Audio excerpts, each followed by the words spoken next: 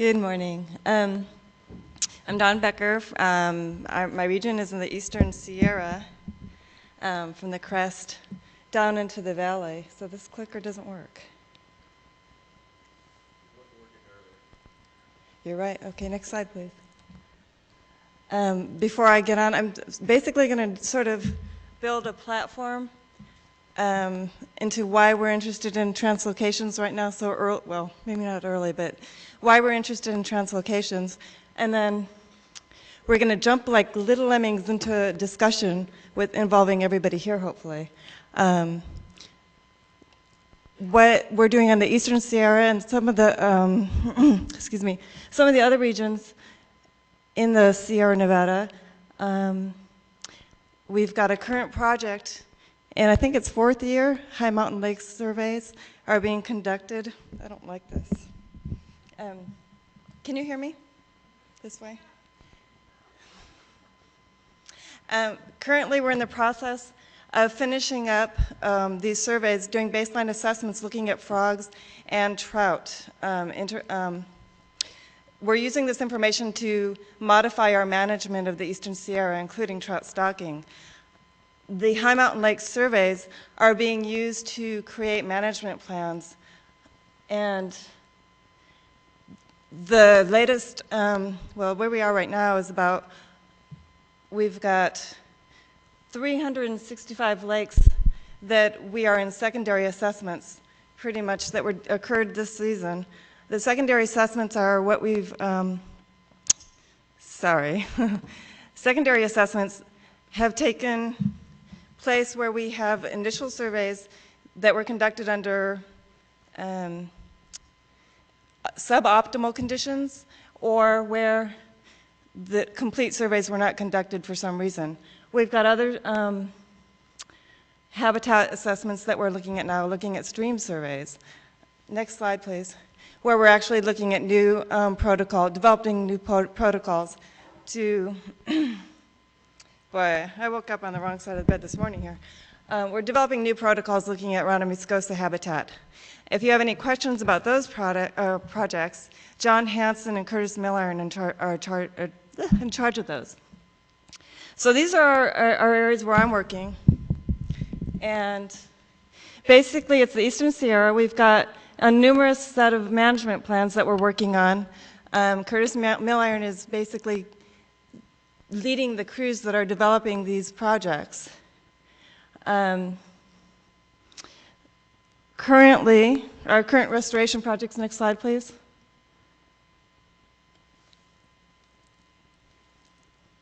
Next slide.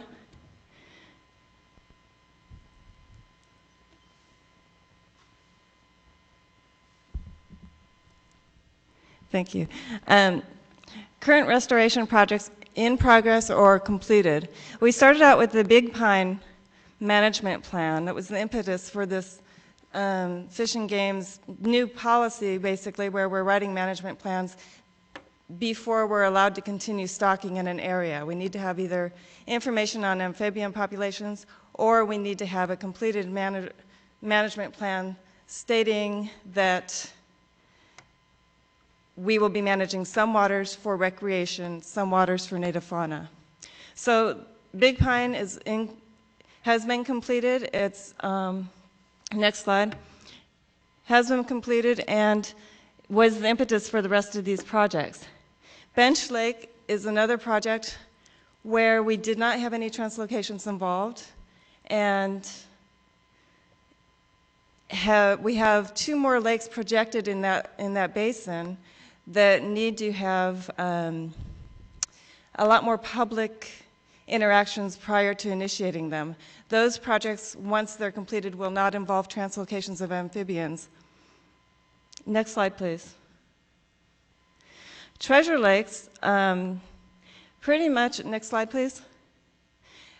We've been focusing on new methods of doing amphibian fish removal. The biggest glitch we've been having is in the inlets and outlets of the lakes. The lakes are pretty much usually easy. This is an aqua dam that allows us to dewater the stream temporarily, enabling us to take the fish out. Next slide. we're doing yoga in the field. Treasure Lakes only involves a little bit of minor translocation from ephemeral waters into immediately adjacent waters where fish have been removed and the frogs just haven't quite figured it out yet. Next slide. Next slide. Gable Lakes 4 was a project that we started way back in 1995 when Roland Knapp took us up there and basically said, hey, we've got these frogs in this meadow. Let's do something about it. Next slide, please. We've completely removed fish from 2 lakes in the basin. Another 2 are pretty much done, but they're outlets. We're still having a little bit of problems getting the fish completely out of the outlets, so we're in the progress of electrofishing those. We're hoping to be finished next season. Next slide. One little fun thing was that about 1.5 or over 1.5 kilometers downstream of our nearest water, where the frogs are, we found this female this season, and she traveled down the stream that has fish in it. So it was pretty encouraging that we're getting there. We have been removing the fish, like I say, but they're still present in the stream. Next slide. So basically, the Gable Lakes project is concentrating on taking, it's funded by Section 6 monies, and we're concentrating on taking waters out of, taking frogs, young of the year tadpoles out of ephemeral waters and translocating them, next slide please,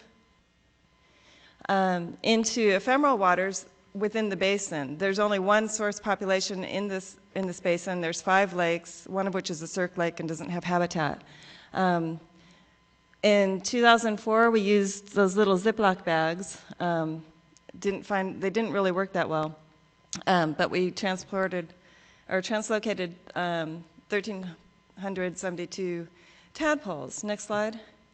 This year, we translocated 2,005, and we found a new, better container. Next slide, please. Next slide. Another project that involves purely translocation is Eastern Brook Lakes, where we're taking frogs out of a population discovered by actually Lisa Sims in the Forest Service. Following a fire, there's a really marshy area where we found a breeding population of frogs. Not that many, but every year high recruitment, but low, or high breeding, but low recruitment. So we took tadpoles from there, and we're moving them into fishless lakes that we did not have to remove fish from. Next slide, please. Next slide. That's the number of tadpoles. Oh, and it was working with Fish and Wildlife Service. We're working on taking fish out of Horton Lakes. That's another lake that's going to involve translocation. We have a couple different hydrologically connected populations in there. We don't know if they're diseased yet. Next slide. Next. Middle Fork San Joaquin Basin, we're working on a joint project with Fish and Wildlife Service, Forest Service again. We've got numerous projects going on in this basin, which is pretty much characterized by waters that do not have adjacent frog populations. So all of these waters that we're currently taking fish out of, next slide please, are going to have tadpoles translocated into them. This is a map of, that's the large lake up there. Uppermost is Thousand Island Lake. Those red, the red polygons represent waters with breeding populations of mountain yellow-legged frogs. In a past life, they were all hydrologically connected to Thousand Island Lake, which was fishless. Now it has fish in it, but it also does have some breeding amphibians within it. But anyway, this year we did a translocation and put 502 tadpoles into Emerald Lake, taking them from the uppermost red lake called Island Pass Lake, and then this little red lake down here on adjacent to Thousand Island, and then also from another breeding lake that's south of Thousand Island. So we're sort of mixing up the genetics, considering that they used to be hydrologically connected. Next slide, please. Unfortunately, some of the populations of frogs we have out there seem to while recently they appeared to be pretty healthy, we're sort of seeing some die-offs and we're getting concerned. So we have been working with Vance Breedenberg at UC Berkeley, taking swabs from the whole area. This is one of our source populations for the Emerald Lake source. Next slide, please. Next slide. The next basin is one where we are currently working on. Next slide. Where we're doing fish removal projects currently in 2 waters, which we're almost through. We're working with the Forest Service on this. And next slide, please. All the rest of the projects we have slated for that basin do involve moving frogs, and we have a problem in that basin because basically all of our populations there are infected with chytrid. Next slide, please. So we have sort of a stormy future, but and an uphill climb. And this is that's the platform. Now we're going to jump into some impetus. Next slide, please, for our discussion. Some of the things we're concerned with is, of course, translocating disease or extending its range. But we also know that there are other things that can occur. We could be moving, we could be vectors, we could be affecting recruitment. Dr. Green out of the USGS Wildlife Health Center sort of has this cautionary tale about an unknown fungus when he was dealing with the extremely endangered dusky gopher frog in Mississippi. They were intending to move some of these tadpoles into a nearby suitable breeding habitat, but prior to doing that, they discovered that there was an unknown fungus present in that area. So they didn't. If they had done that, they would have lost recruitment and possibly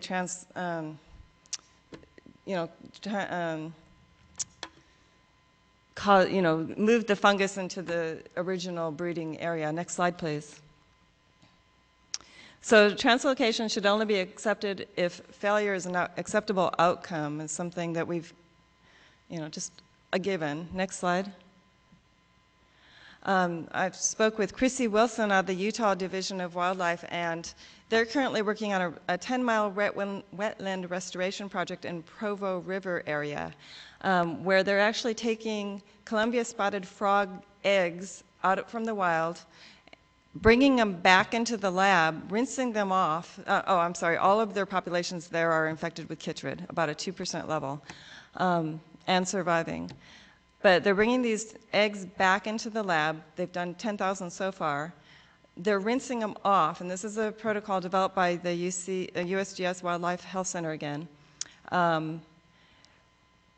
Raising them until tadpole form, removing, as the eggs hatch, they remove the gelatinous material. Apparently, according to Dr. Green, the chytrid can survive at least or exist on the gelatinous material, but it cannot penetrate the egg. So what they've done in Utah is in 2004 they released these close to 10,000 tadpoles into one of the restoration areas, and they're currently waiting for the results. These frogs take 2 to 3 years to metamorphose, to reach sexual maturity. They have a very complex habitat, so surveys are difficult. So they surveyed in 2005. They didn't see anything, but they're not surprised. They typically just do egg cluster surveys. Next slide, please. So results are inconclusive. There are numerous policies out there for translocation. Canada has an excellent recommendation for their translocation policy. Australia has some really interesting things. Most of them mention no unjustifiable adverse impact or something like that with regard to disease. So there's a lot of really good ideas already out there. Next slide, please.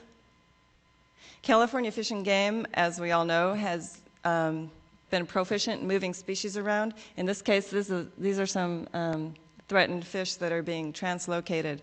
But, next slide, please, we do not have a translocation policy. So this summer, a group of folks got together and are working on a current translocation policy. This is the mission to cause no harm. Hopefully it's going to have enough elasticity in there to allow experimental phases. Next slide, please. Now, another impetus for this discussion is that this translocation policy will affect most people in here if you're doing any translocations whatsoever, except for outside of the park. When you obtain a permit, if we have this translocation policy in place, we'll all be under we'll have to work under the policy. Next slide, please. So I don't know if Christine Velez is here, but she had mentioned using Iitraconazole dip, which kills the fungus. And so far, nobody's using this on eggs because who knows what that would do. But I'm not sure of the feasibility of this dip, if it's something you could use in the field or if you have to bring the animals back. And if we're in the discussion mode, anybody who's used it, that would be great if they talk about it. We don't know what the impacts would be either. As with the bringing the Head Start programs where you're bringing eggs back to the lab and increasing survivorship, you may be raising the level of animals that you need for N sub E, just because you're sort of giving them a free ride. Eggs that would have died out and not metamorphosed are going to be surviving, so you're affecting the gene pool. Next slide, please. So one thing we know we don't want to do is spread disease, but is that going to stop us? Next slide, please. Some more questions. Will disease persist if we put infected tadpoles into another water? And I mean, I don't expect that it's going to go away if we put new tadpoles into a larger water, but if we've got infected populations that are still persisting and viable, is that going to change our options? On the other hand, if you have a non-infected tadpoles and you're putting them into a water that has had population of frogs in there that were extirpated because of the disease, are these frogs going to contract the disease? Vance was supposed to have Breedenberg was supposed to have a poster here. I didn't see it, but he pretty much is working on a project where he's actually followed the second question and has numerous cages in a lake that had been extirpated due to chytrid. And he's looking at the first season, they had survivorship without infecting chytrid. We're looking to see what happens over winter. He did say that this is limited because they're not moving around the lake. They're in very isolated areas. And again, they're looking to see what happens over the winter with the lower temperatures, if there'll be an increased susceptibility. And perhaps Lara can explain that a little more. Next slide. So I don't know if these are assumptions or goals to be assumptions, because there's going to be a long time commitment in any translocation we do if we want to see if this is going to work. We're going to have to do partnerships because there's a lot of us who have different expertise. I mean, we're going to have to work together. There's people studying the disease, there's people moving frogs, there's people looking at other interactions with the pesticides and other issues. We're all going to have to work together. The projects are going to have to be feasible. We can ask for a pie in the sky, but if the project isn't accepted by the local community, it can be sabotaged. If there's not enough money, if the physical habitat is such that fish removal isn't possible, then it's not going to work. Another thing is documentation. Hopefully we'll be able to learn from what we do, whether it works or not when we're doing these translocations. Hopefully we'll be able to learn from our mistakes. If we can document what went right as well as what went wrong, it seems to be very important. Next slide, please. And money is always going to be a big issue. Right now, these are all being funded by Section 6. So if we start moving removing fish from lakes without having any translocations in line, how long are we going to be funded for? I know I've got about 3 years. Curtis and I are working on a grant we just received, so we'll have 3 years to do projects and continue removing fish, but at the end of that 3 years, if we haven't moved frogs into those waters, how is Fish and Wildlife Service going to feel? Are they going to continue to fund us, even though there are other benefits, like feeding your dog? Next slide, please. So this is just a bunch of questions here. It's everybody's turn.